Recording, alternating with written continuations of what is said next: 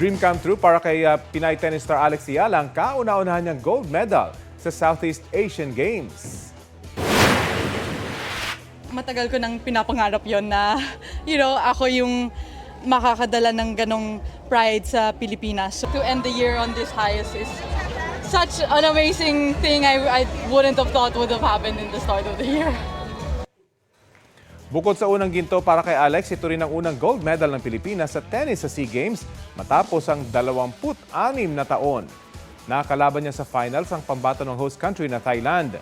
Natapos ang laban sa loob ng 2 sets sa score na 6-1 at 6-2. Bukod kay Yala, panalo rin ang gold medal kahapon ng Philippine Blue Boys para sa men's softball. Tinalo naman nila ang Singapore sa score na 3-0. May 41 gold medal na ang Pilipinas sa 2025 SEA Games. Pang-anim pa rin ang bansa sa medal tally.